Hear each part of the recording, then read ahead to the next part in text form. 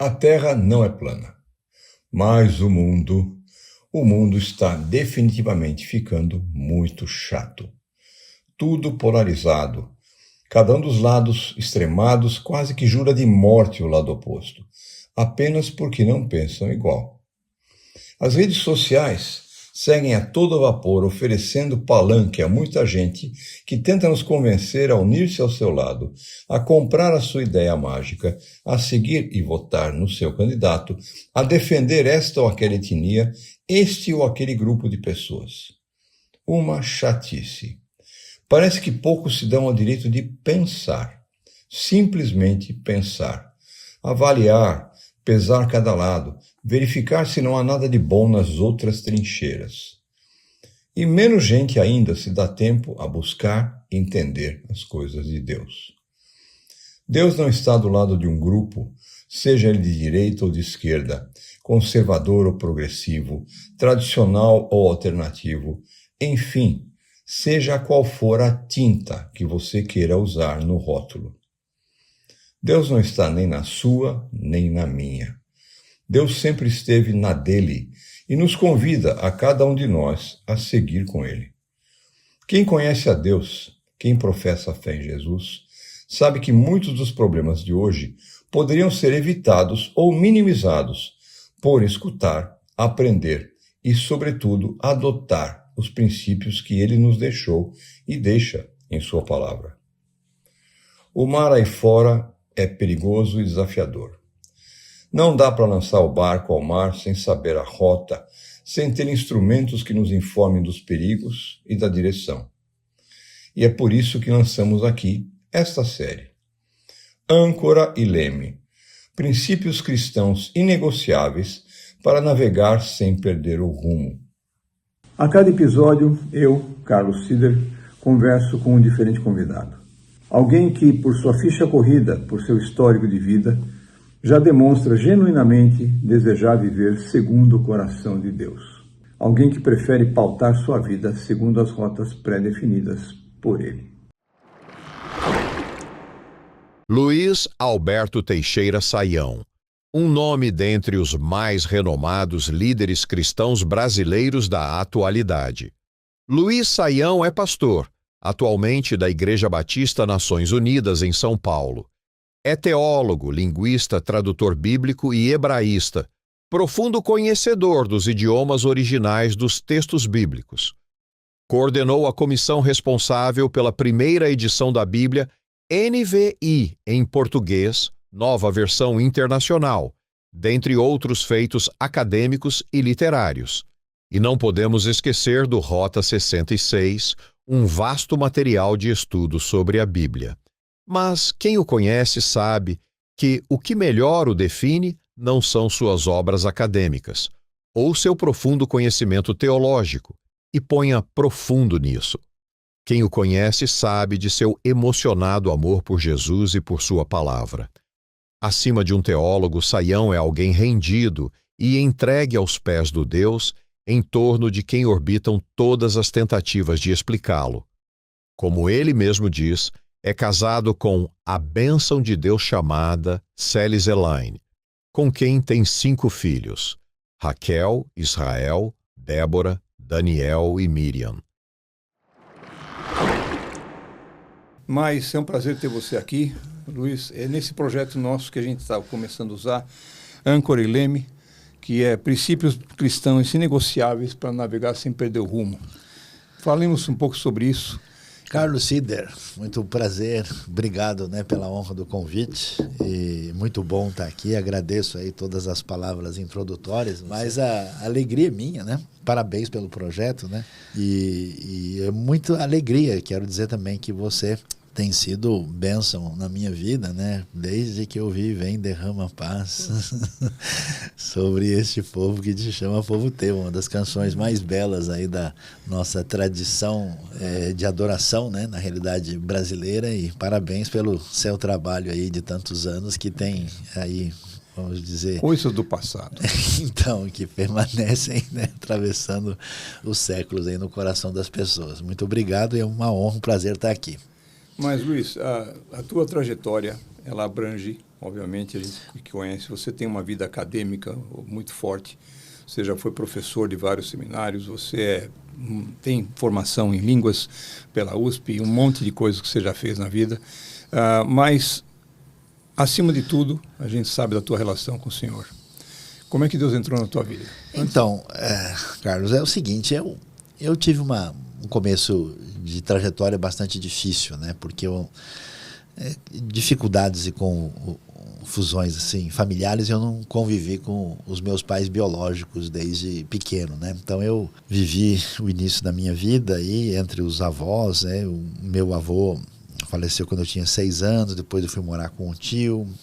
E nessa lacuna, né, e com uma cabeça que não parava de ficar pensando sobre a realidade, uma lacuna emocional significativa, eu nasci aqui em São Paulo, vivendo aqui em São Paulo, isso foi, vamos dizer, trazendo todo um alvoroço interno dentro de mim, né? E eu queria entender as questões da vida, ao mesmo tempo eu sentia toda essa fragilidade. E com esse cenário, eu acabei me desenvolvendo como uma criança bastante violenta, problemática, né? Eu era o pior aluno da escola, né? A escola, se escolher um para expulsar, eles não tinham dúvida, né? Me lembro ainda de 5 para 6 anos de idade, eu muito irritado, vivendo na casa do meu avô, eu dei um soco numa janela e quebrei, né? Então era... E aí, quando eu tinha mais ou menos de 10 para 11 anos de idade, eu fiquei sabendo, né, sobre a Bíblia, né? Na minha família, o pessoal era, vamos dizer, pertencia à cristandade de maneira meramente nominal, sem ser muito envolvido, mas sim, tinha uma Bíblia em casa, então eu comecei a pegar essa Bíblia e ler, né? E ao mesmo tempo em que eu fui desenvolvendo um preconceito com religião, né? Porque o pessoal fala, não, a religião é uma história de guerras, né? Católico e protestante estão brigando na Irlanda, tem problemas lá no mundo todo. Eu comecei a ler as histórias, aquelas histórias me pareceram muito impressionantes, eu li muito, e aí um primo meu mais velho falou, não, isso aí não vai te ajudar em nada, pegou, me tirou, né? E eu fui crescendo aumentando essa crise existencial e difícil, e aí de repente um belo dia, morando, né, em São Paulo, perto do centro, eu estudava na Rua da Moca ali, e eu estava muito angustiado naquele dia, e eu olhei para o céu, né? E aí eu fiz a primeira oração verdadeira da minha vida. Eu falei, Deus, será que o Senhor existe? Mas existe mesmo. Estava um dia semi-nublado assim, né? E olhando as nuvens, eu falei, se o Senhor existir, faz alguma coisa, porque a vida parece tão difícil, parece não ter sentido, é tudo tão sem razão de ser. E ali eu, né, fiz aquilo do fundo do coração e meio que esqueci aquilo, né? Passado mais ou menos um período, quase um ano, um primo meu daqui de São Paulo, que tinha feito medicina na USP e havia se casado, e ele era muito aventureiro assim, né? Ele tinha muito interesse cristão, veio a confessar a fé em Jesus mais tarde. Ele resolveu ir para o interior do Tocantins, na época norte de Goiás, região amazônica, né? Lá você dava bom dia para jararaca de manhã e boa noite para onça, né? Então era um lugar assim bem desafiante. Você imagina isso, né? Há 50 anos atrás, né? E ele foi há mais de 50 anos atrás. E aí ele, sabendo da minha situação indefinida, me convidou e eu fui, né, morar lá no Tocantins, em Miracema do Norte, hoje Miracema do Tocantins. E aí quando eu cheguei, né, a esposa dele era de tradição presbiteriana e em casa a gente tinha uns LPs, né? Você conhece, você faz parte dessa história arqueológica, né? Eu sou do 33 RPM, não do 78, pelo menos. Opa.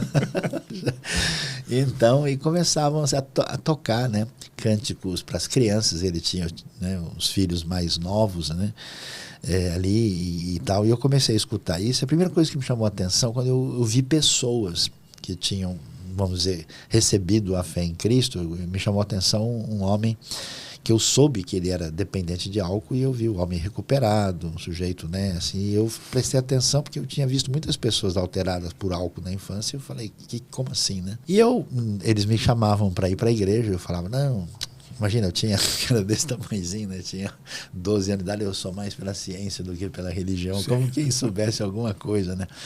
E nessa brincadeira, um belo dia, eu cheguei lá em maio de 1975, E na segunda quinzena de junho, uma bela manhã, eu levantei. E aí estava assim uma brisa, um ventinho, né? Naquele calor daquela região. E no fundo do quintal tinha uma mangueira, né? E a mangueira derrubava muitas flores. Aí eu, sabe uma coisa? Eu vou dar uma recolhida nessas folhas aqui. Eu peguei um rastelo ou ancinho, né? Dependendo de onde é que o negócio é chamado.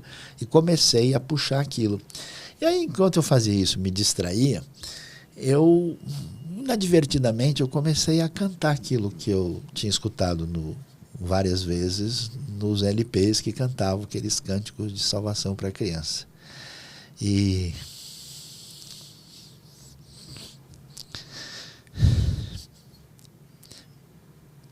por volta das 10 da manhã, assim, eu estava ali puxando, e aí eu peguei e comecei a dizer, fácil de entender, tão claro como a luz, em meu lugar, para me salvar, Jesus morreu na cruz, é crer só nele agora, meninos, sem demora, aceitai a salvação. E aí eu disse mesmo, o menino pode crer, que ele é um pecador e Jesus Cristo receber como seu salvador. Enquanto eu cantava isso inadvertidamente, eu estava assim, mais ou menos 1 metro e pouco do muro, né, com coisa na mão, sinceramente, me veio um negócio, assim, de cima para baixo, é como se aquilo me atingisse, e a minha mente se abrisse, assim, para entender, que é isso?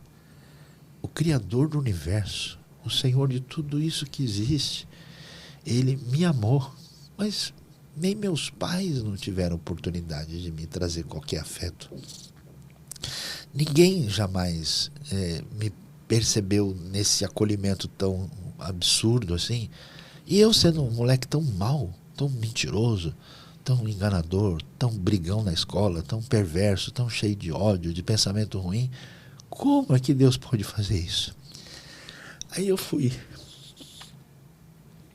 tomado de uma sensação tão inacreditável.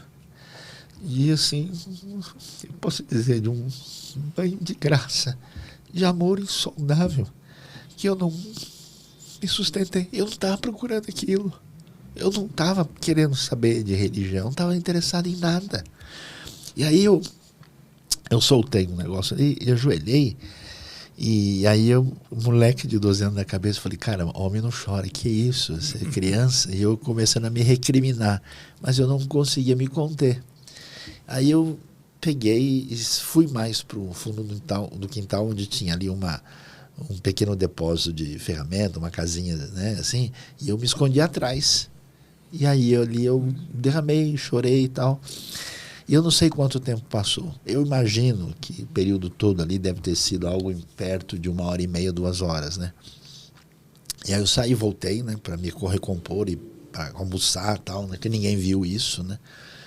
E aí eu fiquei aquele dia como alguém assim que está entre o sonho e a realidade, né? Com uma espécie de sensação meio semi-narcotizado. Eu não sabia nada de coisa alguma, nem sabia o que era aquilo. E aí, aquela noite eu deitei, eu descansei, né? Morando no Tocantins, estava aprendendo a dormir em rede, né? Em vez de dormir em cama. Aí no outro dia de manhã eu acordei, né? Aí eu acordei e assim, abri a janela, estava aquele, naturalmente, sol bonito, né? E aí eu tinha um peso em mim, uma coisa difícil de levar, aquilo tinha caído, sumido, e eu não sabia explicar o que era aquilo, né? E aí eu olhei pela janela, eu vi o mundo, né? Eu falei, que coisa linda, as árvores, os pássaros cantando, tudo. Eu vi a formiga andando no muro, eu achava a coisa mais linda, verdadeiro estreia, né? Oscar de Hollywood, era a formiga andando no muro, né? Eu olhava uma folha assim, via todas as ranhuras, né? Eu falava, olha que obra máxima de arquitetura aqui, né? Isso aqui é um espetáculo. Eu fiquei realmente encantado com a realidade. E aí eu falei, eu preciso saber qual foi esse caminhão que me atropelou, né? De onde veio isso? O que é isso? A partir então daí eu falei, vou começar a ler, né? Porque aquilo tinha a ver com esse Jesus, com esse Deus que ama e perdoa, e como assim? Aí eu passei a ler loucamente o Novo Testamento, estou lendo até hoje, né? E fiquei assim a vida toda indo atrás disso, e depois eu me lembro que na escolinha batista, né, que tinha ali, eu fui lá e um dia e a professora explicou o evangelho, né? E aí eu saí de lá e falei, caramba, agora eu entendi o que foi que aconteceu. Então esse negócio de nascer de novo, de colocar a fé em Jesus, então, caramba, só que eu não tinha entendido essa parte, quer dizer que agora, quando eu criei, por isso que aquilo aconteceu comigo, Deus me perdoou totalmente, cara, esse negócio aqui vai ter direito de viver diante de Deus na eternidade. Eu vou para o céu. Eu me lembro até hoje que eu tinha 12 anos, eu saí da escola, eu saí pulando na rua. Eu falei, então eu vou, né? Assim, totalmente deslumbrado por aquilo. Aí eu fiquei maluco. Eu acho que nunca consegui sarar, né? Fiquei maluco porque eu queria que as pessoas pudessem entender aquilo, pudessem sentir, pudessem ter aquela dimensão. Eu chamava, falava com o cara que podia ser meu avô na rua, falava com as pessoas, falava, rapaz, vamos lá domingo comigo na igreja para você ouvir a explicação da palavra de Deus. O cara falava, então eu não posso. Aí eu começava a chorar. Um negócio muito doido, né? E a partir daí, então, eu assim, eu não vou dizer, né? Você fala, sabe como é que você se converteu ou como você se tornou evangélico, sei lá o quê. Não, eu fui atropelado pela bondade, pela graça de Deus de uma maneira descomunal, e aí eu, desde esse momento, eu tenho tentado, né, lidar com isso, buscando entender a graça de Deus e tentando devolver 1%, né, daquilo que e graças a Deus que essa tua maluquice não se curou e essa tua busca não para, porque isso tem nos abençoado muito. Você ama o Senhor e o Senhor é o Senhor da sua vida. Amém. E funciona assim. Mas como é que essa maluquice do menino de 12 anos, aquele pré-adolescente, veio se transformar nesse hebraísta, nesse linguista? Porque você podia ter seguido a carreira do teu primo, ido para a medicina, uma outra coisa, e ser... Como é que Deus te chamou para ser o que você é hoje? Quer dizer... Então, o que acontece é o seguinte, eu, aos 13 anos de idade, eu tive a grande oportunidade lá, na ocasião, que o pastor Gunther Carlos Krieger, ele se tornou o pastor da igreja. E ele é uma pessoa um grande estudioso, um linguista, que estava traduzindo a Bíblia para os xerentes, né? Ele é de Blumenau, veio do sul, de família de origem alemã, e tinha uma bagagem muito grande, e eu fiquei muito admirado, né, vendo não só a dedicação, a disposição, mas me chamou muita atenção quando eu vi ele conversando, né, com um indígena assim, influente, né, e eu escutando. E eu era muito curioso, né, eu queria ir atrás, saber de tudo, e procurava. Eu com 14, 15 anos de idade, eu já era capaz de conseguir ler espanhol, inglês e francês, né. Eu me lembro que lá na região, o francês saiu da escola, né?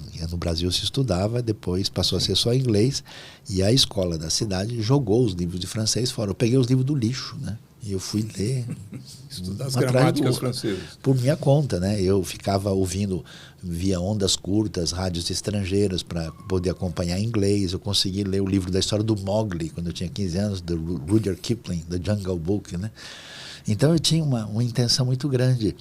E aí um dia, antes de eu completar 14 anos, num momento mais inspirativo, num culto mais missionário, né, houve uma convocação, falou, se você entende que a sua vida deve ser dedicada a Deus de uma maneira especial, e nesse momento eu senti um grande impulso no meu coração e até eu fui à frente.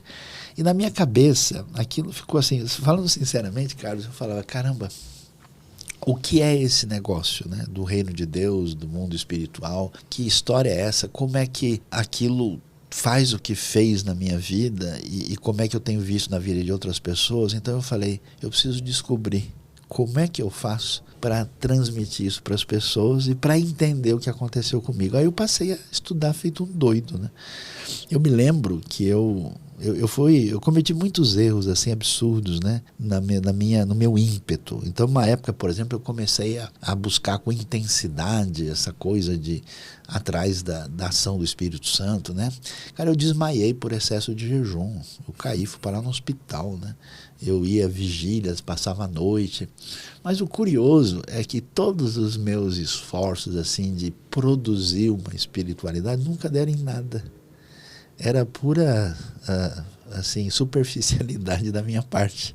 Era como alguém tentando fabricar o infinito sem ter condições. Então, eu teve uma época que eu fiquei bem legalista, eu não posso fazer isso, eu não posso ver aquilo, eu não vou tal coisa. Bom, não deu absolutamente nada. Depois eu passei, então, a jejum, vou fazer vigília e tal. Aí eu percebi que o velho Saião continuava ruim do mesmo jeito, né?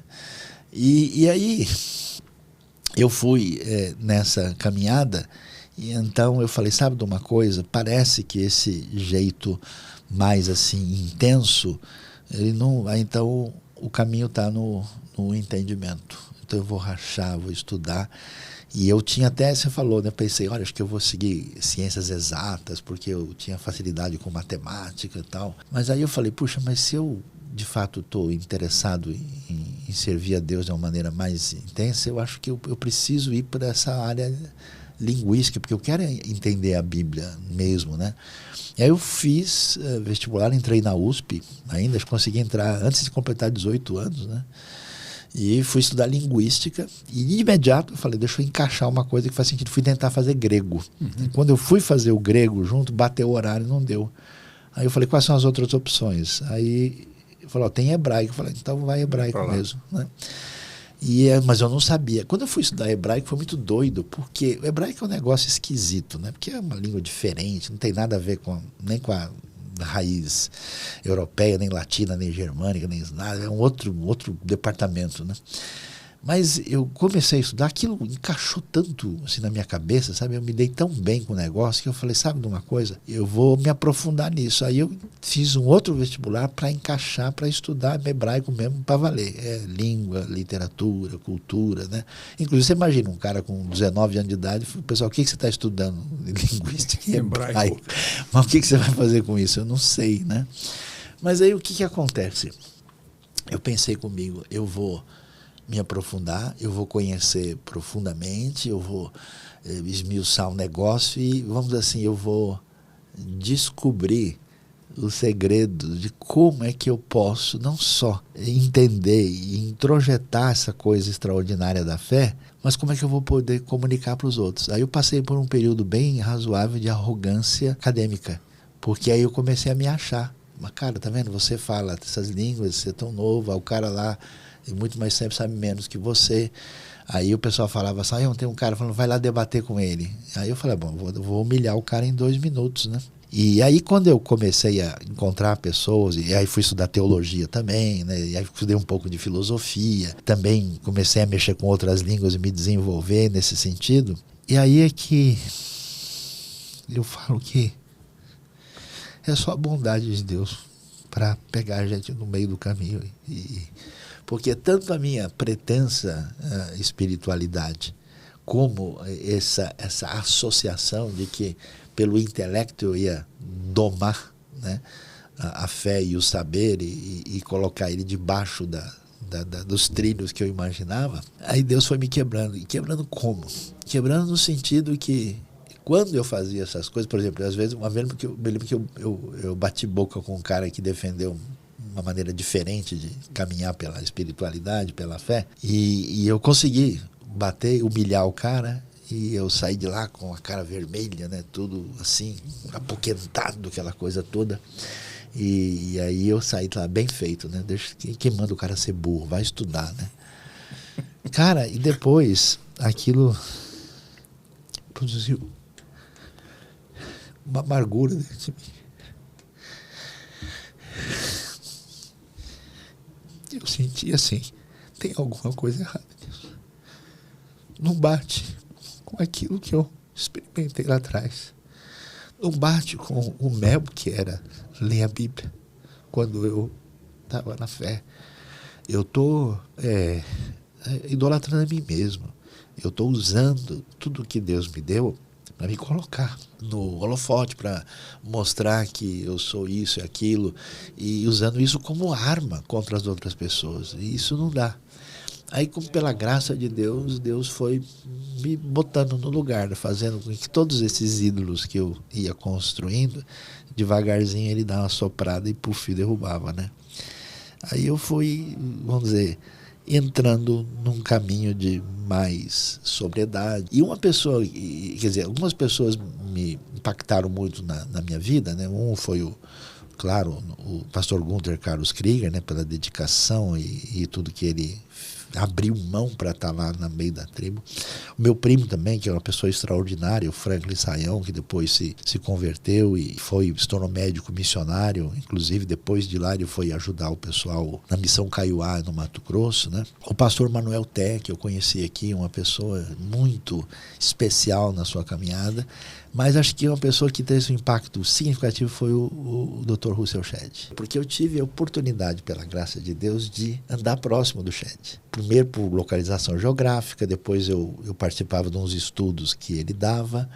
E aí eu comecei a perceber algumas coisas. Eu falei, pô, o Shedd, ele sabe muito mais do que a maioria de todo mundo que eu conheço. E eu vi o Shedd fazer certas coisas do tipo assim, alguém numa sala cheia de alunos, um cara fazer uma pergunta para bater de frente com ele e ele responder com a maior tranquilidade, olha, isso aí eu não sei. O cara conhece a Bíblia. Ele não sabe.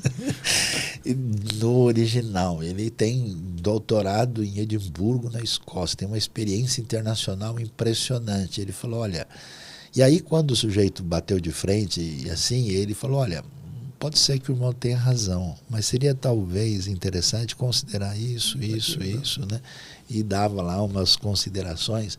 Eu vi ele ser humilhado de maneira muito direta e como ele reagiu. Eu vi ele abençoar e fazer coisas para as pessoas de uma maneira muito séria, quando ninguém ficou sabendo. Eu achava interessante... Na época onde que o nosso mundo religioso, evangélico, era tão dividido, né? Se você é tradicional, você está aqui, se você é pentecostal, você é lá, se você é de uma linha mais aberta, que está usando esses cânticos novos, se você é só hino, se você não sei o quê, tudo era meio demarcado, né? E daqui a pouco, cadê o Shedd? Está falando na Assembleia. Aí ele foi para onde? Ele foi da Igreja Presbiteriana. Não, agora ele está no Tio Cássio. Aí eu falei, o Shedd não tem em que nada caixinha de... ele está? Eu não conseguia achar ele em lugar nenhum, né? Aí eu falei, preciso prestar atenção de como é que ele ensina a Bíblia. Aí eu comecei a prestar atenção, né? Aí eu falei, olha, sabe o que ele faz? Ele lê o texto. Explica o texto.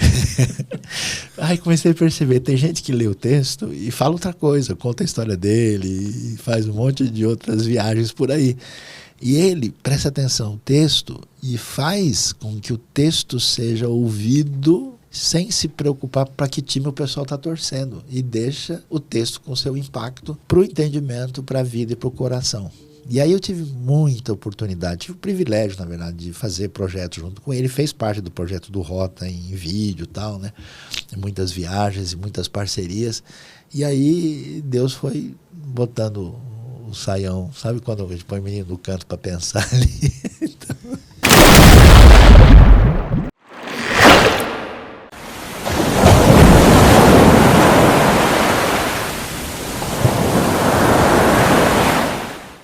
Como é que esse debate eterno e contínuo entre fé e teologia? Até que ponto o conhecimento teológico, que hoje em dia está tão em voga, que a gente vê tantas pessoas se arvorando em disputas, por dizer que, olha, eu conheço o Códex Divino. Como é que você equaciona a profundidade do conhecimento acadêmico, que te exige ter o que você faz, e a devoção da mangueira? Eu vou dizer o seguinte, eu acho que o primeiro problema é um problema técnico, um problema teológico, exegético, né, desse perfil que traz uma dificuldade grande para a gente. Porque o que acontece? O que a gente chama de teologia é uma tentativa bastante ousada de submeter o sagrado à razão humana. E está certo que, até pelo próprio conceito de que Deus se revelou a nós, É claro que muito do que diz respeito a Deus e ao que Ele é e o que Ele faz está disponível para o perscrutar da nossa razão. O problema é que, como a gente faz parte de uma trajetória da filosofia, né, ocidental, a gente elevou isso, na minha opinião, a um caminho muito além do que é razoável. De modo que a gente está tentando domesticar o sagrado. A gente está aprisionando a relação com Deus dentro de paradigmas muito limitados. São realmente caixinhas que fecham. E aí, se a gente pensar em teologia de maneira mais profunda, acho que duas coisas chamam a atenção. Primeiro, como evangélicos, a gente entende que a Bíblia ela é a referência. E a Bíblia não é um livro de teologia. A Bíblia é uma grande história de amor. Ela é cheia de poesia, ela é cheia de narrativas. A teologia é suco de caixinha. A Bíblia é a manga do pé. É a fruta natural. Então, você não consegue transmitir a realidade transformando aquilo num contexto de meras abstrações técnicas que pertencem a um grupo de elitistas que tiveram a sua razão trabalhada de maneira abstrata para falar difícil. Na Bíblia não, a Bíblia, a criança é impactada pela história. O sujeito lá do interiorzão da roça escuta a história e ela ressoa no coração dele. Sabe, isso mexeu muito com a minha cabeça. Eu tive a oportunidade de conhecer 65 países. Eu me sinto à vontade na Ásia, se eu estiver no meio de coreano, chinês, japonês, para mim tanto faz. Eu me sinto à vontade na África. Um africano foi uma das grandes bênçãos na minha vida, um nigeriano. Eu estou à vontade na Europa, se eu estiver na Alemanha, nos Estados Unidos, no interior do Brasil, em qualquer lugar, assim, pela minha experiência histórica. E o que me chamou a atenção é ver como as histórias simples da Bíblia, elas ecoam em Moçambique e na Noruega. Elas atingem o Paraguai e no Japão. Quem consegue fazer isso? Qual é o livro de um grande sábio humano que consegue ressoar, ecoar e assim, um dia, mas eu chorei que nem a criança. Eu fui para a Amazônia, cheguei lá, ó, tem uns índios te procurando aí. Eu falei, não fui eu, hein? Não, o pessoal veio aí, por quê? Porque eles escutam Rota 66, vieram te dar um abraço. Depois eu encontrei um jovem indígena, feliz da vida, pulando, e ele falou, olha, é muito legal as coisas que você explica da Bíblia. Aliás, você explica com humor e a gente gosta muito de humor, e a gente dá risada junto e aprende.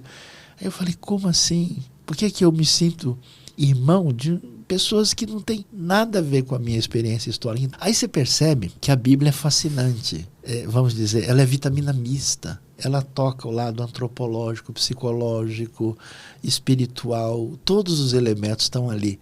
Aí quando você tenta suplantar isso por uma perspectiva limitada de uma época da história e dizer, olha, a palavra é essa, a teologia é essa aqui, põe num quadrado, isso é loucura. Então, uma teologia que é uma teologia verdadeira, o que ela faz? Ela me leva a ter interesse, a estudar, a compreender sobre Deus. Mas quando eu vou lidar com a palavra de verdade, diz a própria Bíblia que isso acontece pela ação do Espírito. E o que o Espírito faz? O Espírito me quebra por dentro. Porque se eu for lidar com a palavra de verdade, eu tenho defesas, processos manipulativos inconscientes de lidar com isso, para me defender e colocar no centro.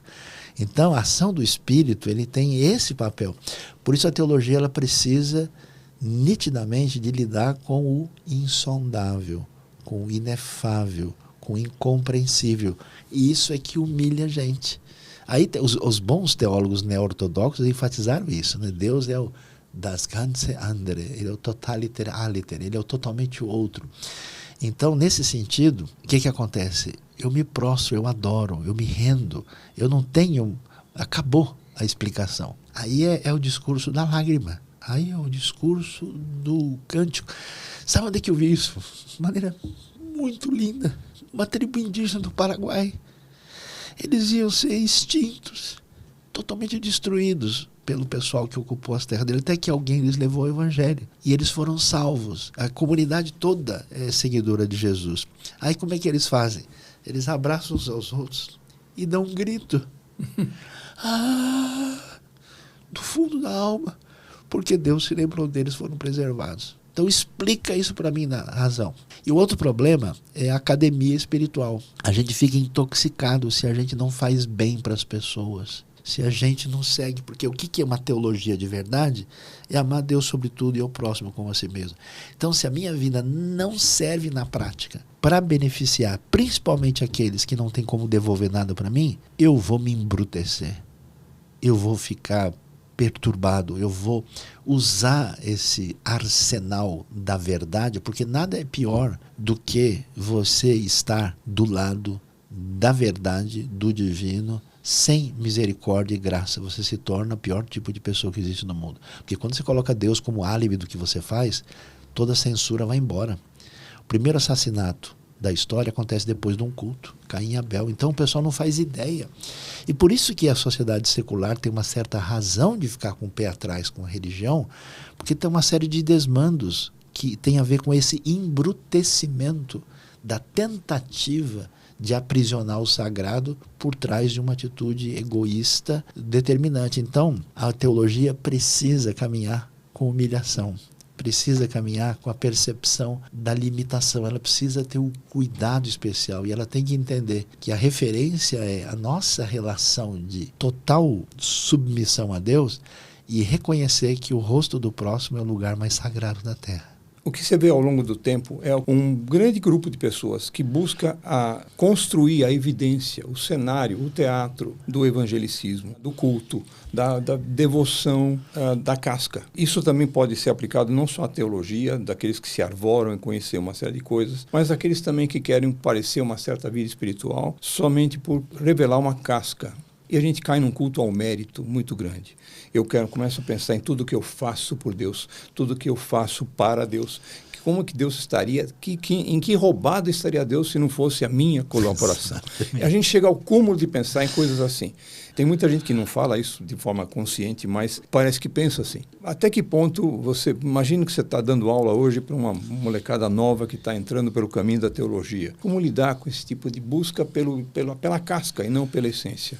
O grande problema que a gente tem nas comunidades religiosas e evangélicas é que a gente tem hoje o que a gente pode chamar da ditadura da performance. A gente tem um processo que é uma pasteurização da fé. Nós estamos entregando um produto. Quando a gente vê a igreja neotestamentária, ela é muito simples. Simplesmente são pessoas encantadas e atingidas por essa graça divina que estão ali reunidas para reconhecer isso numa festa muito grande, onde é importante comer junto, é importante celebrar, né? Você vê em Atos lá, o pessoal olha e fala, puxa, esse pessoal tem uma alegria. Alegria é um tema muito significativo no livro de Atos. Eles são encaminhados para a missão. Então, a igreja, ela é um organismo. Só que parece brincadeira, mas é verdade, né? Depois de um tempo, você vê que aquilo que é aquela fé original, os gregos transformam numa filosofia, né? Depois vem os romanos e criam uma espécie de sistema, né, administrativo bastante definido, né? Aí os alemães fazem disso uma grande teologia, uma abstração. E logo os americanos fazem de um grande negócio e os brasileiros fazem uma grande bagunça, né? Então, esse processo tem caminhado. Então, você tem hoje, acho que, uma crise no ambiente religioso que é da artificialidade da fé. Você pega um Jeremias, você pega Pedro pregando, hoje você vê os caras dando curso de homilética, ensinando a pessoa a ficar diante do espelho, fazendo um monte de movimento, para ele aprender como impressionar as pessoas. Mas aquilo não é verdade, aquilo não é autenticidade, aquilo é um curso de teatro, é uma dramatização. Muitas pessoas perguntam, falam assim, o que você pode dizer sobre pregação? O que seria uma chave fundamental? A minha resposta é a seguinte, primeiro, você precisa pregar para você. Se você mexeu com o texto, se você leu, e aquilo não convenceu você, ou seja, você não está pregando, você está transmitindo. Se a palavra não trouxe um impacto, se você não descobriu onde é que está o doce de leite, o mel dentro do sonho do bombom, você não tem como dizer nada. Se você não mexeu com você, não vai mexer com ninguém. Então você tem um processo de mecanização da fé, de artificialidade, onde as pessoas não estão falando de uma realidade que sai de dentro dela, e que elas têm realmente convicção. E aí esse processo, como é que ele vai funcionar? para a artificialidade dar certo, você tem que criar mecanismos de lidar com esses processos manipulativos externos. Você bota um som alto, você faz um monte de coisa. E aí isso cria uma histeria coletiva, cria um negócio de doido. Por isso que muitos ambientes acabam se tornando insalubres. E como é que você mantém as pessoas presas nisso? Os caminhos são manipulação através de medo, de ameaça. Olha, se você não fizer isso, Deus não sei o quê, Deus vai cobrar, Ele vai pesar a mão na sua vida. Ou através de um processo de paralisia do grupo que se torna um gueto afastado do mundo. Então, quando você vai ter a ousadia de ensinar teologia, você precisa dizer para as pessoas, sim, nós temos ferramentas, temos que conhecer história, temos que conhecer o texto, mas a abordagem tem que ser essa abordagem de que eu não estou apenas conhecendo o texto e a fé, eu estou me deixando ser conhecido pelo poder do texto. Você não pode ter só o elemento técnico, você precisa ter o elemento devocional trabalhando junto e o elemento prático, né? Uma das coisas que na minha experiência foi muito impressionante como fazia bem para as pessoas, é você pegar um grupo de pessoas que está no nosso contexto, né, alimentando o seu ego e a si mesmo o tempo todo, e leva um indivíduo desse para uma viagem missionária nos cafundós aí dos lugares necessitados. O cara volta uma bênção. Um laboratório prático. O cara vai lá. Eu tive uma experiência uma vez com um grupo de pessoas, a gente levou uma equipe de saúde e mais outras pessoas para um lugar fora do Brasil, muito necessitado. Aí chegamos lá, o nosso pessoal de saúde foi falar com a turma lá, dizendo, olha, amanhã a gente vai fazer exame de vocês. E para vocês virem fazer o exame, todo mundo tem que vir em jejum. Não pode comer nada de manhã, porque senão os exames não vão servir. Aí o pessoal, como assim comer de manhã? Nunca ninguém come de manhã aqui. A gente come uma vez por dia quando dá. Aí quebrou o pessoal. Entendeu? Então, eu acho que essa questão do exercício ela é fundamental. E no meu entendimento, à medida que essas estruturas cristalizadas, e eu entendo em grande parte adoecidas, elas se definem, elas se fecham, aí existe o processo que eu chamo de arquipelagização da fé evangélica. O que é isso? Você vai tendo uma série de ilhas. Então tem a ilha do pessoal mais espiritual, tem a ilha dos mais consagrados, dos mais ortodoxos, dos mais centrados, dos mais não sei o quê. E aí esse pessoal cria um feudo e define a sua identidade a partir das suas particularidades. A gente perde a capacidade de sentir a dor do mundo. A gente perde a capacidade de interlocução com as pessoas que são diferentes. A gente perde as coisas mais importantes, porque a gente foi criado para amar. Você perde isso e você transforma isso nesse comportamento religioso problemático. Você levanta a sua bandeira. Mas espera aí, tem um monte de gente com bandeira diferente. Preciso bater nesse cara. Aí começa esse processo que hoje é adoecido nas redes sociais de você, porque o fulano é isso, porque esse grupo, esse cara. Então vira uma loucura.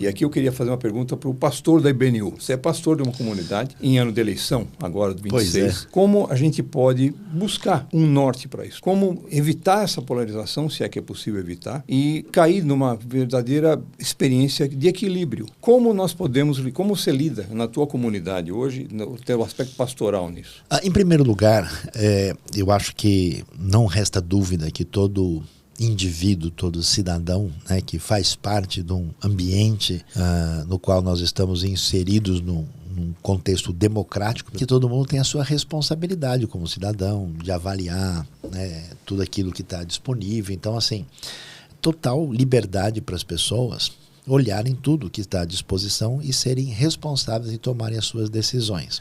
Na IBNU, eu particularmente desde sempre digo, não, você é um cidadão político e como tal, você procure fazer o melhor. Só que quando a gente entra na caminhada de ordem prática, a gente tem algumas questões assim difíceis para o pessoal entender. Acho que a primeira delas é uma herança cultural que não é favorável nossa, que ela é excessivamente messiânica no mau sentido da palavra. A ideia que muitas pessoas têm é, se eu tiver um indivíduo X ou Y no poder, a nossa vida está resolvida. Então, assim, parece que as pessoas não têm a compreensão de que os cidadãos, nas suas atividades, nas suas micro-relações, nos seus ambientes menores, é que vão fazer mais diferença do que meramente uma pessoa que é uma projeção de expectativa das pessoas e não vai resolver o problema do país e do mundo por causa disso. Eu me incomodo às vezes quando eu vejo pessoas comentando sobre política, preferindo discutir modelos,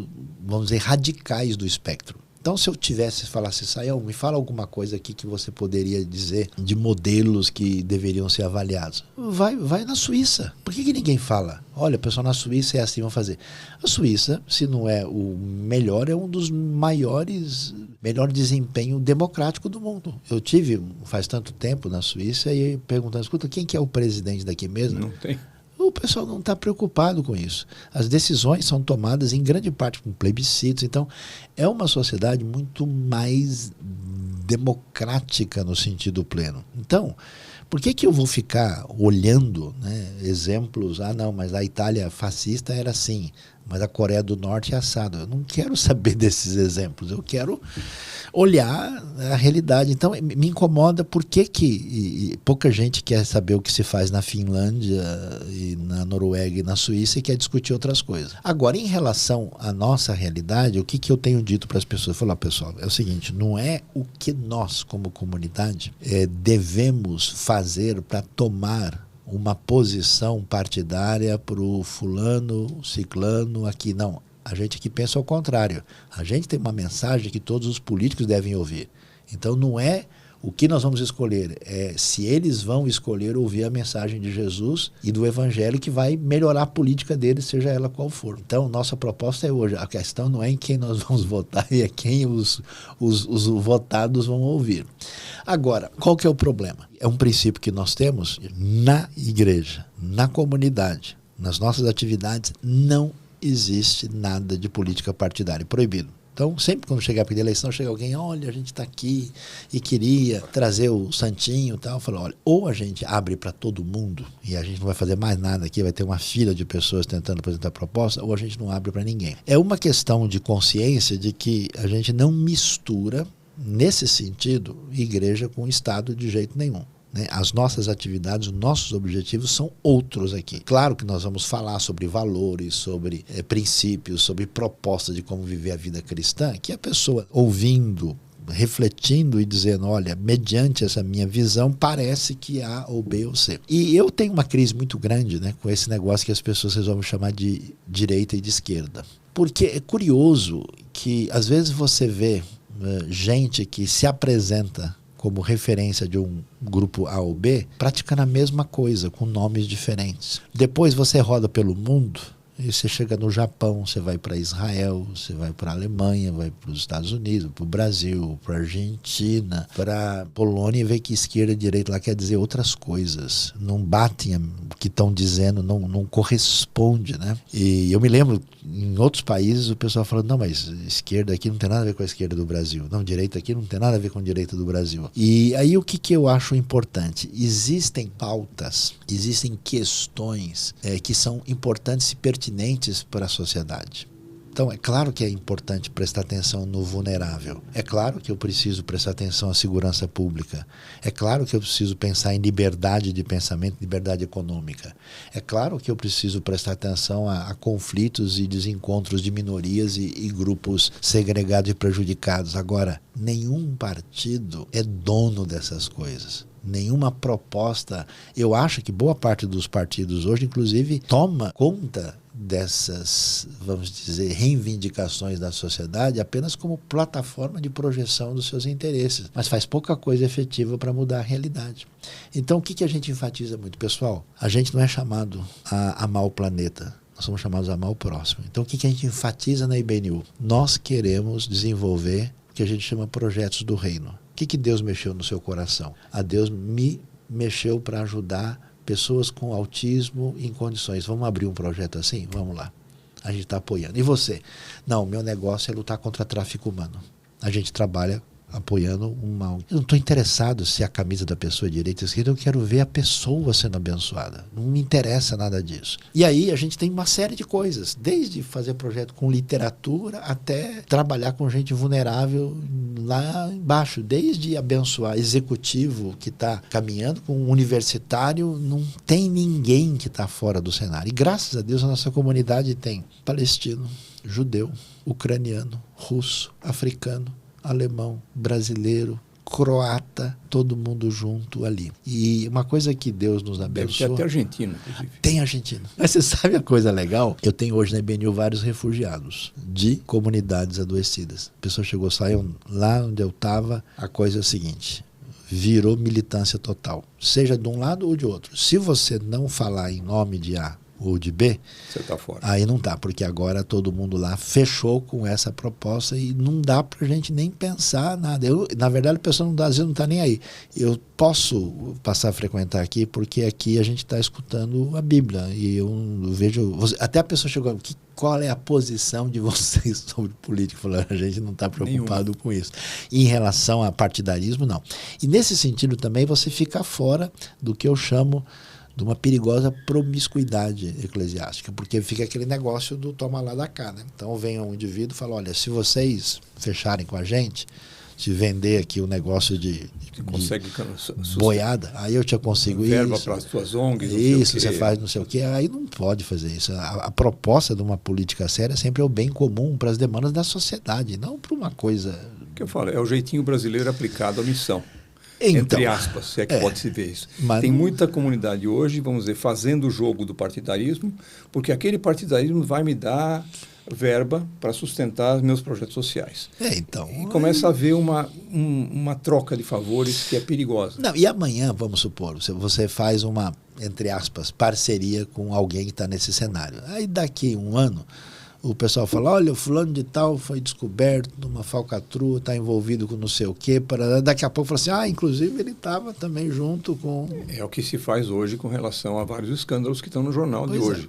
Qual era a postura de Jesus dos discípulos da igreja primitiva? Eles nunca foram tentar derrubar César. A ideia é de que o veneno que destrói o mundo, ele mora no meu coração. Ele mora nas... A proposta fundamental do Evangelho é que não adianta trocar sistema simplesmente. Precisa trocar o chip dentro do indivíduo. E isso é o papel fundamental do Evangelho. Acha coisa extraordinária, o pessoal fica discutindo, no Novo Testamento, você vê que é absurdo, né? Porque não existe nenhuma palavra de questionamento da escravidão. Então a fé cristã é cúmplice. Cara, você tem Filemão e Onésimo. Apesar da aparência externa, a escravidão é anulada pela relação de fraternidade. Então, meu amigo Filemão, faça favor de tratar ele como um irmão. E lembre-se que você me deve. Onésimo, vai lá, volta e acerta as coisas com o seu patrão.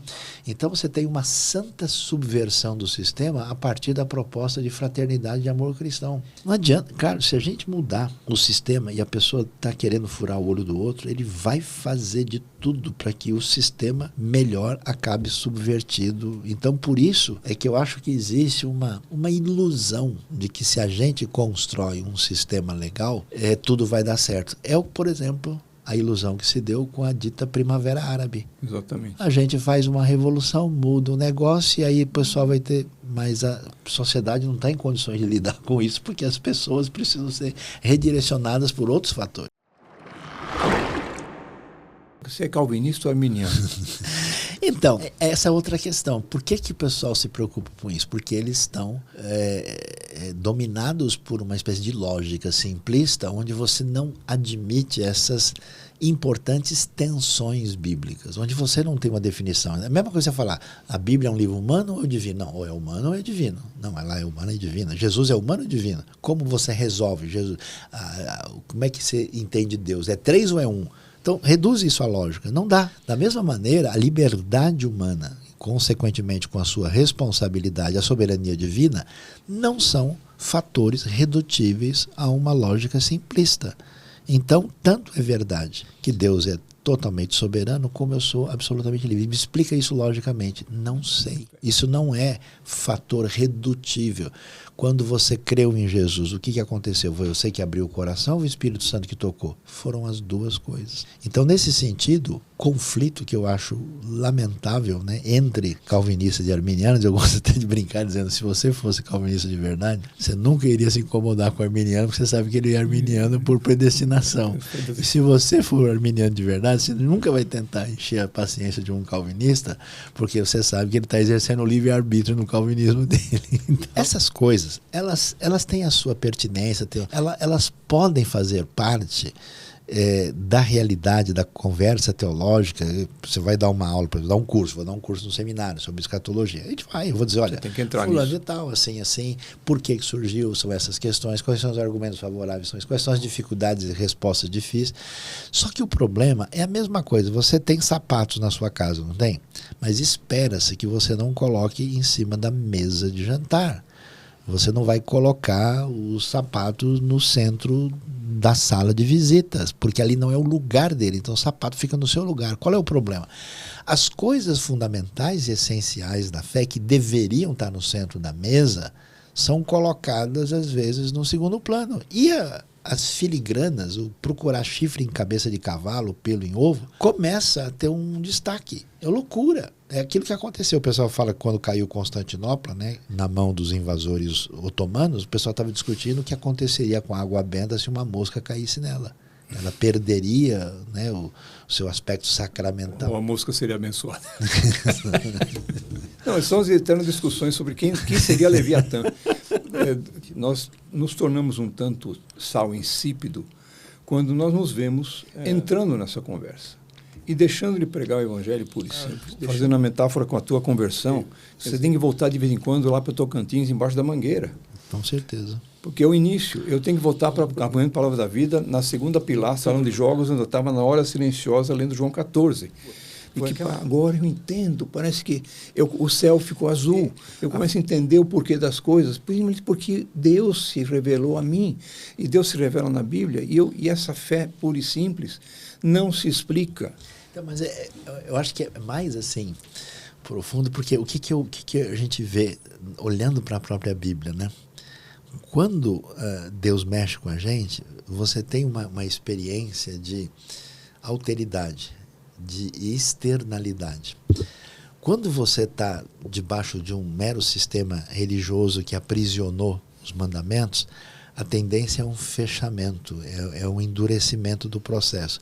Então, por exemplo, por que eu mencionei, né, o fato de você compor as músicas, e algumas delas são poesias que até hoje são impactantes? Porque isso é minha crise, por exemplo, com o nosso universo religioso. Na Bíblia, o chamado é cantai ao Senhor um cântico novo. Porque a gente não está conhecendo a Deus no sentido de destrinchando uma fórmula. Você tem um aspecto relacional, de comunhão com o seu Pai do céu. Então, o que deveria produzir? Devia produzir arte, devia produzir criatividade, devia produzir poesia, devia produzir esse encantamento. Então, quando você vê essa fé viva, e veja, presta atenção, que é a boa teologia, ela se desdobra, ela floresce desse jeito. Quando essa teologia, de alguma maneira, ela está contaminada, ela envolve... Porque o pessoal acha que tinha problema no judaísmo, mas não, o problema não é do judaísmo, o problema é do ser humano. O farisaísmo, com a sua delimitação, o pessoal tinha que prestar atenção nisso. O fariseu era o melhor tipo de pessoa que existe. Quando a Bíblia critica o fariseu, o pessoal acha que o fariseu é carne de pescoço, que ele é um problema. O fariseu é a nossa cara. De todos os grupos que existiu na época, o fariseu era o cara que levava a Bíblia a sério, que decorava versículo e que estava preocupado em fazer direitinho a obediência à lei. Então, eles são criticados porque deles era de quem mais se esperava alguma coisa na época do Novo Testamento.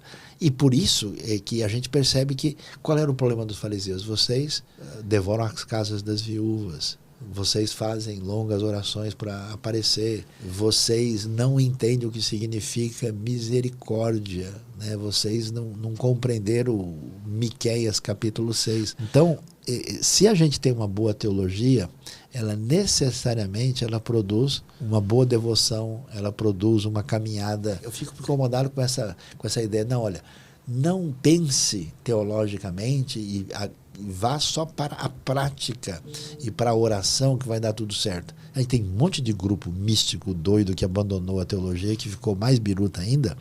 Então não é uma separação platônica, mas é uma real integração, eu diria, bebendo na Bíblia de verdade, porque na Bíblia você vê isso. Quando a coisa acontece, por exemplo, o pessoal briga comigo, porque o pessoal me chama para entrar em embates e aí querendo ver causar, aquele negócio, eu venho aqui, um cristão contra 30 não sei o que, não sei o que lá, Paraná, que eles querem ver o circo pegar fogo, né? Eu tenho muita dificuldade com isso, porque para mim, não são pessoas, não são seculares, não são feiticeiros, são pessoas que Deus ama, em que eu vou olhar rosto no rosto, olho no olho.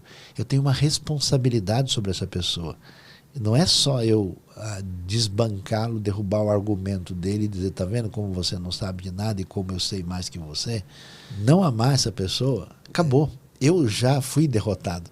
Por isso que eu fico impressionado, o jovem rico. Se tem um cara, o Mauricinho, filhinho de papai, né, que você não teria nenhuma disposição, e o texto grego é detalhado, Jesus olhou bem, mas olhou fixamente assim para ele e o amou. Jesus está lá diante do Judas, lavando o pé do Judas, que vai traí-lo. Jesus vai na casa do fariseu. Se você olhar em Lucas 7, é tão fascinante a Bíblia, nos detalhes, porque na hora que o Simão chama Jesus para acabar com Jesus, para dizer, tá vendo como esse cara é enganador? Olha aí a mulher mexendo no pé dele e ele aí, né, sem ter nenhuma atitude respeitável.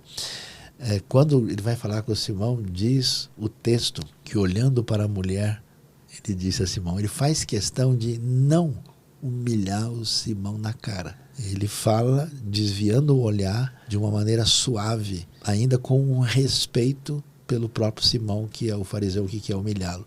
Então, quando você vê essas coisas, não é possível que a gente não aprenda alguma coisa. Imagina o constrangimento de Jesus conversando com a mulher samaritana. O samaritano era um povo diferente? Não, o samaritano é o equivalente ao herege pior. Negavam a inspiração da Bíblia, a inerrância, os textos bíblicos que, além do Pentateuco, eram uma heresia, odiavam os judeus, se sentiam donos da verdade. Ele muito além de um conflito étnico.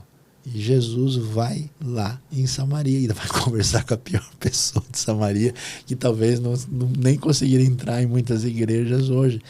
Esse elemento é fundamental. Isso é teologia de verdade, baseada no grego, no hebraico, no aramaico, entendeu? Não suplementada por caixas que a gente organizou na história a partir das nossas tradições. Eu acho interessante a figura que você usou, fazendo a paralelo daquela poesia, por exemplo, para quem escreve.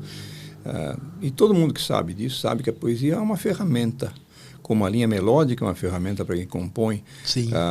Com a habilidade de escrever bem, é uma habilidade para quem quer comunicar dessa forma. Agora, todo mundo sabe que a poesia sozinha não faz nada se falta assunto. O poeta tem o que fazer com a poesia se tem assunto, se ele tem do que falar. O coração apaixonado usa a poesia para abrilhantar e embelezar a paixão, mas a paixão está lá. A força motriz é essa. A teologia é ferramenta nas mãos do devoto. No dia que não tem devoção, a teologia é meramente uma ferramenta com alguém inábil tentando usá-la. Como se eu fosse pegar uma serra elétrica para fazer um armário embutido. Eu vou fazer um desastre, porque eu não sou hábil para isso. Mas ferramenta é ferramenta, não deixa de ser. Mas a arte, sim, a arte final usa da ferramenta, mas não é a ferramenta. É verdade. E esse que é o lado positivo da história. Foi o encontro com Deus na Mangueira, em Tocantins, embaixo da Mangueira, em Tocantins, que veio trazer todo esse lado teológico profundo, que todo mundo que se conhece sabe que vai além da profundidade. É uma coisa impressionante.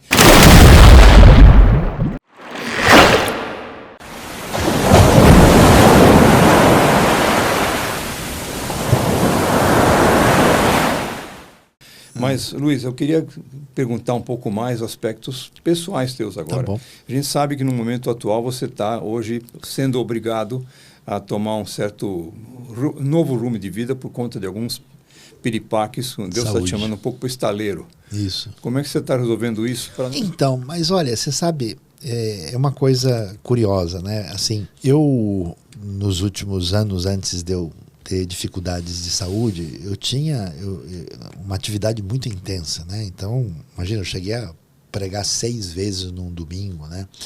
Viajando para muitos lugares, com muitas atividades intensas, num vigor muito, muito intenso, né? E assim, eu diria para você que tudo que a gente fez, né? E o projeto do Rota 66, que inclusive hoje tem até uma bíblia de estudo, e foi um projeto tão assim especial que ele foi importado pelo Trans World Radio para ser um projeto mundial. Então você tem o Rota hoje em indonésio, em japonês, em mandarim, em espanhol, alemão, inglês, né?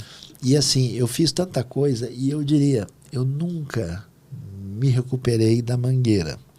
E através de todos esses anos eu falava assim, puxa vida, como, né? Através do meu esforço ou da minha capacidade de gestão das coisas, dos projetos que eu faço, através, né, da minha preparo teológico, o meu sonho nunca deixou de existir. Como é que eu vou fazer para, de alguma maneira, abrir um espaço para que aquilo que eu conheci da graça de Deus em Cristo alcance as pessoas? E a minha frustração muito grande era exatamente eu falar, puxa, eu não consigo necessariamente falar adequadamente com quem não é da fé, né? Então, assim, pessoas de outros ambientes, né? E aí o que aconteceu? Quando eu tive um Covid terrível, né, em janeiro de 2022, que me abalou fisicamente, e isso permanece até hoje, aí eu fiquei com uma série de limitações, de problemas complicados, né, com uma inflamação permanente no organismo, fazendo tratamentos, e isso diminuiu. E, na verdade, por umas 3 vezes ou 2 vezes eu tive certeza que eu ia embora. Eu cheguei até a orar, falei, Senhor, daqui a pouco a gente se encontra aí, me protege no meu momento de despedida. Eu achei que eu não fosse suportar e acho que Deus não queria bagunça no céu, falou, deixa esse cara vai causar aqui em cima, né? E eu sobrevivi. E aí eu passei, Carlos, a ter uma experiência de sofrimento e de dor muito intensa, né? Deus já tinha me trabalhado na minha vida, porque há muitos anos atrás eu fui levado pela circunstância a ajudar pessoas de condição muito vulnerável, trabalhando em lugares, mesmo em São Paulo, de condições socioeconômicas muito limitadas, né? Então, eu acho que essas coisas ajudam a gente a ter um senso real das condições das pessoas, o que elas vivem, porque você está no seu bem bom, na sua estabilidade ali, comendo bem todo dia, você para de pensar nisso. Então eu tinha passado por isso. Quando eu entrei nessa vulnerabilidade extrema, eu acordava de manhã com um sofrimento, uma dor interna, mas aí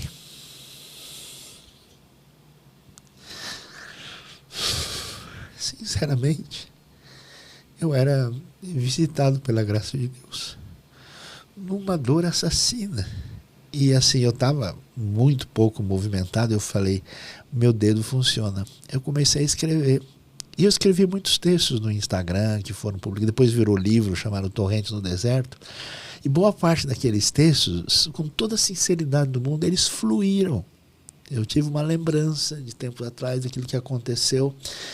E eu escrevi assim, tipo 6 horas da manhã, 5:30 da manhã. Foi como uma poesia que saiu do coração do nada e eu terminava e puf, eu postava.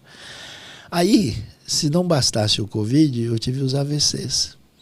E nos AVCs, foram AVCs assim, milimétricos, né? Eu tive o AVC no consultório médico, na hora que eu sentei, na hora exata, eu fui socorrido, aí eu passei pelo processo necessário, aí teve cirurgia no coração, quando achou que estava tudo resolvido, eu tinha mais um buraco, aí deu um segundo AVC, aí eu tive mais um ataque isquêmico, aí eu fiz o exame direitinho lá, a ressonância mostrou que eu tinha tido mais de 10 micro AVCs. Aí até o médico que eu consultei depois, ele falou, não, você não teve nada disso, é impossível como você está falando, você está conversando. Eu falei, desculpa, eu fui na bola, eu estou só falando o que os outros disseram, está aqui. Desculpa, eu fui na bola. Aí eu dei os exames pro cara e tal, e eu passei por esse processo todo. O que aconteceu? Nesse momento de dor, que eu recebi oração e condolências da Oceania, de tribo indígena, de tudo quanto é lugar. Eu me lembro que eu chorei muito quando uma pessoa me mandou, falou: Sayão, eu sou ateu, eu não acredito em nada, mas eu gosto muito de escutar suas palavras e eu estou pedindo pela sua vida. Quase que eu falei isso, pedindo para quem? E aí, cara, tanta gente, ó, eu sou do candomblé, eu sou espírita, eu não sou nada, eu sou católico, eu sou evangélico, eu sou da congregação cristã, eu sou da Universal, eu sou isso e aquilo. E as pessoas começaram a interagir. Aí o que eu achei? Eu pensei o seguinte: se Deus tivesse me abandonado a mim mesmo, eu teria destruído tudo. Porque aquele menino mau que quebrava a janela nunca morreu. Ele continua precisando de ajuda. Eu teria quebrado tudo, porque de repente o pessoal sai o Sayão é o maior hebraísta brasileiro. O Sayão, o cara é tradutor da Bíblia. Ele é não sei o que, parará, e fica, eu enganei todo mundo direitinho, né? O pessoal fica enchendo a bola, falando um monte de coisa. E aí, caramba, olha, o seu projeto foi importado pelos americanos, eles nunca fizeram isso com ninguém em lugar nenhum do mundo, você está fazendo isso, o pessoal respeita você em Israel, não sei o quê. Imagina se eu tivesse... Aí o que Deus fez? Vou botar você no seu lugar. Aí Deus me moeu, me fez sofrer uma dor, um sofrimento absurdo. E ao mesmo tempo que isso aconteceu e que me limitou na minha capacidade de bagunçar o coreto, aí Deus permitiu que o meu sonho se tornasse realidade. E hoje eu pego lá, vem uma mensagem a mim: olha, minha vida era assim, eu estava destruído, eu cresci numa situação, minha mãe estava na prostituição, meu pai era violento, eu tive ódio de tudo. Eu li a sua mensagem, eu escutei tal coisa, e não sei o que aconteceu, Deus mexeu na minha vida, mudou, eu estou seguindo. E eu tenho recebido isso de um monte de gente. Nunca teria acontecido por um caminho que eu pensei. Se eu mostrar minha erudição, se eu mostrar minha dedicação, se eu mostrar minha ortodoxia, se eu mostrar nada disso, foi somente no momento que eu fui, né, como se diz, crushed, assim, amassado, é que Deus permitiu dizer: olha, tudo que você plantou a vida toda, agora você está no lugar de olhar tudo que eu fiz, porque você no máximo atrapalhou. Então é o momento mais difícil da minha vida, mais complicado. Eu digo assim, eu vivo na UTI fora do hospital. Eu tenho todo dia que tomar uma série de coisas, e medicamentos e suplementos. Ontem eu fui fazer tratamento, eu tomei 4 injeções, eu tenho a série de limitações físicas, mas aí eu percebo uma possibilidade, assim, até por conta da dor, de conversar com as pessoas. E hoje, o que Deus me abençoou? Ser capaz de amar os judeus e abençoar pessoas de Israel e de judeus, inclusive muitos que têm visto Jesus agora de maneira diferente, e ao mesmo tempo palestinos. A gente abençoou gente em Israel e na faixa de Gaza ao mesmo tempo. A gente, eu acho que essa é uma das coisas espetaculares da fé, porque o mundo sempre vai ser um processo de hostilidade, de oposição e divisão. Aí chega Jesus no meio e acaba com todo esse tipo de bagunça, porque não tem mais rótulo na minha frente. O que existe são pessoas criadas à imagem e semelhança de Deus e alguém por quem Cristo morreu. Então, eu tive uma coisa tão espetacular. Tinha uma pessoa que veio desse contexto de refugiados e a pessoa nunca soube disso. Eu vou contar isso pela primeira vez. E a pessoa estava numa situação muito vulnerável. Ela falou: olha, eu estou difícil, será que alguém não pode ajudar? Aí eu falei: caramba, eu preciso arrumar alguma ajuda para essa pessoa que está difícil, né, que veio desse ambiente do Oriente Médio. E nesse momento, um irmão de fé, de contexto judaico, ele me perguntou, falou: Sayão, eu senti um desejo no coração de mandar uma ajuda especial. Eu falei: mas para quê tal? Não sei, para quem estiver precisando.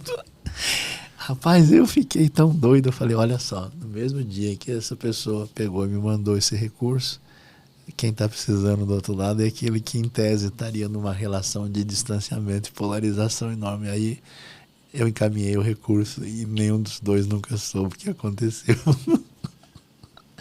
Aí eu comecei a ver essas coisas muito legais assim que Deus faz, permitindo, né, que essa situação que ultrapasse as fronteiras, né?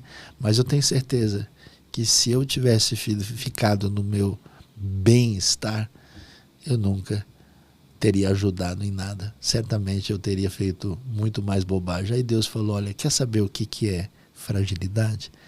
Quer saber quantos milagres eu mantive na sua vida que você nunca parou para perceber, que seus olhos, seus ouvidos, a sua respiração funcionou durante todo esse tempo e você nunca nem foi suficientemente grato por cada milagre multiplicado todo dia? Pois é, eu vou só tirar um pouquinho para você entender quem você é e você sentir comigo a dor do mundo. E eu acho que Deus tem te dado muito assunto. Que Deus continue a te dar assunto, porque você é valoroso nas mãos de Deus. Sim. Assim. Eu acho que Deus que continue te chamando para o quintal de Tocantins, embaixo da mangueira. Mas eu acho que, que Deus, eu não estou pedindo que Deus te dê mais um ABC, obviamente, mas que Deus não te deixe faltar assunto, como não tem deixado faltar. Amém. Eu acho que o aspecto mais forte que a gente chama bem na tua vida é justamente isso. É um conhecimento teológico profundo e põe profundo nisso. Mas todo ele controlado por uma alma que chora diante de Deus toda hora.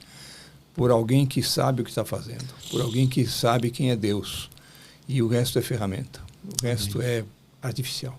Amém. E vai morrer junto com a gente. Luiz, muito obrigado mais uma vez.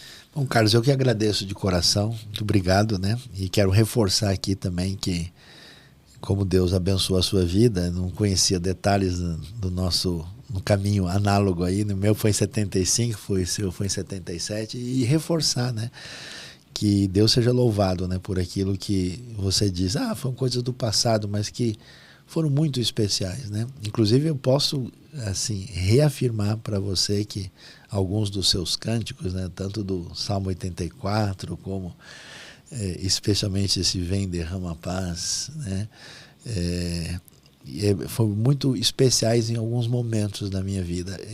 Eu tinha uma coisa curiosa, que quando o meu mundo se perdia, eu tinha muita dor, eu entrava no meu cantinho, apagava a luz e botava alguns cânticos, especialmente cânticos de fato inspirados na palavra, né? Em muitos momentos eu posso dizer que eu tive elementos terapêuticos profundos de Deus, né? Nesses momentos de cantar, entoar, orar, refletir naquela letra acompanhada de melodia. E você faz parte disso. Então, obrigado aí, que Deus abençoe. E eu acho que nós somos felizes porque Deus pega os nossos cacos, faz esses cacos cristais. Eu não consigo entender como Deus faz isso, mas Ele faz. Ele não precisaria da nossa ajuda para fazer o que ele precisa fazer, mas Ele chama a gente para vir junto. É isso aí. Isso é rico, é maravilhoso. Mas brigadão, um abração aí. Obrigado. E um abraço para todos. Fiquem em sintonia com esse projeto, com esse canal aí, para que a nossa vida seja mais abençoada debaixo da graça do Deus misterioso que se revelou a nós e aquele que se revela e se esconde, e como eu gosto de dizer, e que às vezes gosta de brincar, de esconde. Valeu e valeu muito.